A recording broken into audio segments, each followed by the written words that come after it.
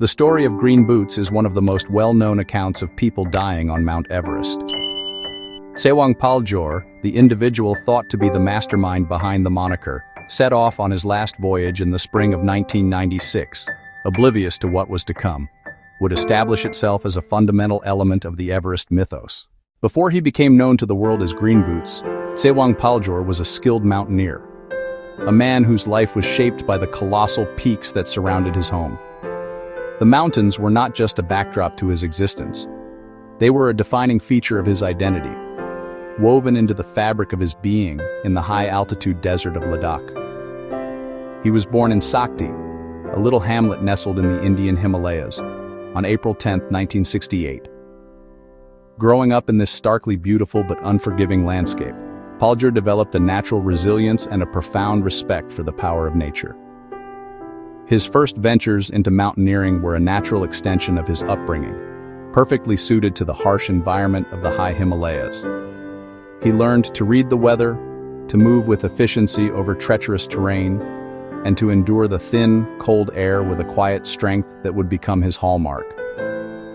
His mountaineering experience grew to include a sense of many formidable peaks, each summit demonstrating his aptitude and fueling his determination to one day stand atop the highest point on Earth. For Paljor, climbing was more than just a hobby. It was a calling that led him to the Indo-Tibetan Border Police, or ITBP. Here, his passion for the mountains could be combined with a career in service to his country. Joining the ITBP was a source of immense pride for Paljor and his family. It offered him a unique opportunity, the chance to continue climbing at extreme altitudes while fulfilling a vital national duty. The ITBP is a specialized force, one of India's central armed police forces, established in 1962. Its primary responsibility is to monitor and safeguard the 2,167-mile border between India and China. This frontier runs across some of the most harsh and dangerous highlands on the planet, where soldiers must be elite mountaineers first and foremost. The force is tasked with preventing unlawful cross-border activities, ensuring the security of remote border regions, and maintaining constant vigilance. Within the ITBP, which has a rank structure similar to other police forces, Paljor held the position of head constable, an equivalent to a sergeant. It was a role of responsibility that reflected his experience and leadership qualities. His daily duties and rigorous training within the force provided the perfect crucible to forge the skills, discipline, and endurance he would need to face the ultimate challenge, Mount Everest. In 1996, Paljor was selected as a key member of a daring ITBP mission. The objective was monumental: to plant the Indian flag on the summit of Everest. This was not just another Everest expedition. Led by Commandant Mohinder Singh, it was the first ever Indian attempt to climb the 29,032-foot peak from the treacherous northeast ridge, approaching from the Tibetan side. The route is notorious for its relentless exposure to high winds and extreme cold. The team of 6 individuals consisted of seasoned climbers from the Border Police, each man handpicked for his skill and resilience. In a bold and nationalistic statement of self-reliance, they chose to climb in a pure alpine style. They did not employ any Sherpas to fix ropes, carry loads, or guide them. The success or failure of the mission would rest entirely on their own shoulders. The expedition's ascent up the treacherous northeast ridge was fraught with difficulties from the start. The team was pushing the limits of the pre-monsoon climbing season, a narrow window of opportunity before the mountain becomes utterly impassable. As they pushed into the death zone above 8,000 meters, Paljor and his crew encountered increasingly severe conditions.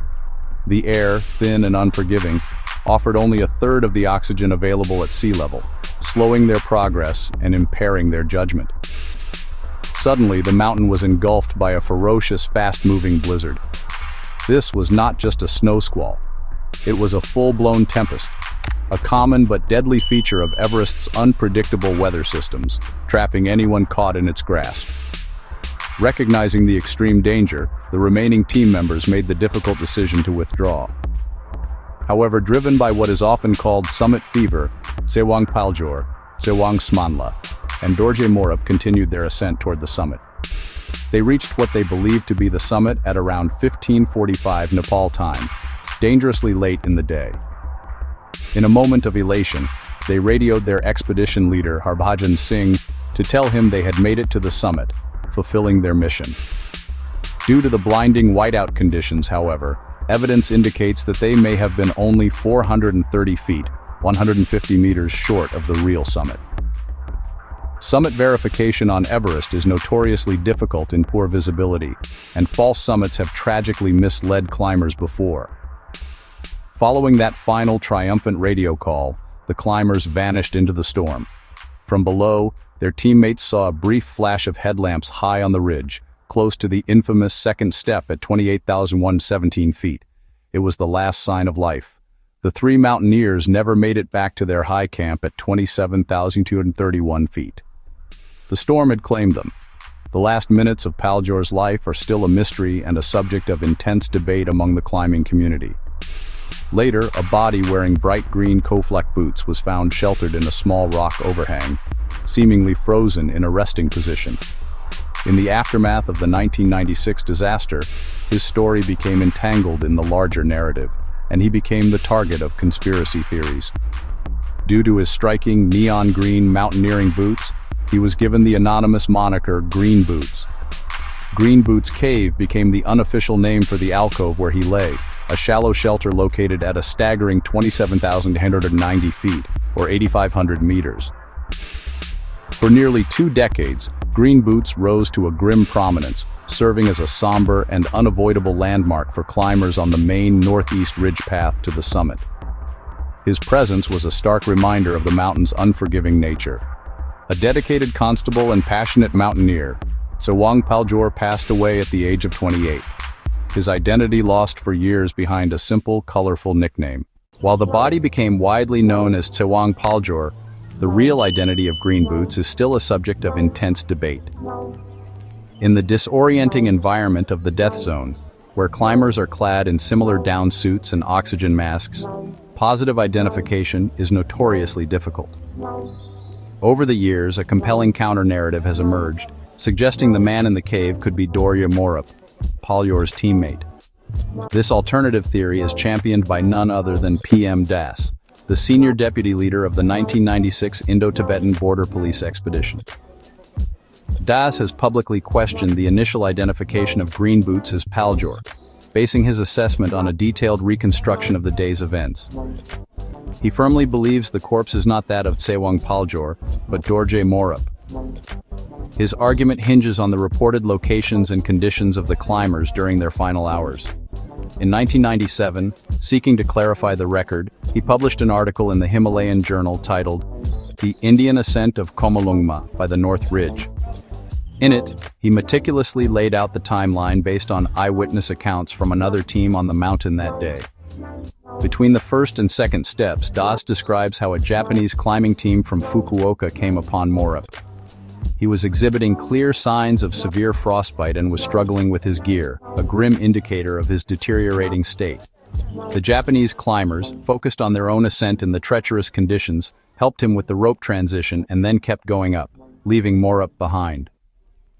Further up, between the first and second steps, one of the Sherpas accompanying the Japanese mountaineers reported seeing another climber, believed to be Paljor, alive but moving erratically, described as being insane, likely suffering from severe hypoxia.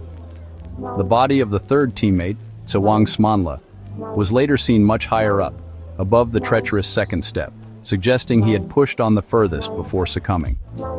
As they were coming back from the peak, the Japanese squad noticed Morup once more, this time below the first step. He was still moving, but very slowly, making his way downward. This was the last time either Paljor or Morup were ever seen alive again. They vanished into the unforgiving landscape of the upper mountain. Based on this final sighting, the ITBP team believed that Morup, exhausted and frostbitten, died while attempting to shelter under the rock overhang where Green Boots was later found, with his belongings and rucksack next to him close to their descent route. Given the lack of his body on the main route, the crew hypothesized that Paljor, last seen higher up and disoriented, may have tragically fallen down the steep and remote Kangshung face. Without a body, his final moments remain a complete mystery. For nearly 2 decades, green boots remained a fixture on the route. Then, in 2014, rumors began to circulate in the climbing community. Climbers ascending the northeast ridge reported that the body was no longer visible in its usual spot. This sparked speculation that it had finally been relocated or given a more dignified burial, away from the trail. However, the story took another turn. In 2017, hikers once again saw green boots in the same location. But something had changed. The body was now partially covered, with more rocks piled around it, suggesting a simple, informal burial had taken place to afford the fallen climber a measure of privacy and respect. Whether Paljor or Morup, the man known as Green Boots became an unintended symbol of the mountain's harsh reality. His long vigil has concluded, and we can only hope that his spirit and the spirits of all who have been lost to the mountain have found peace.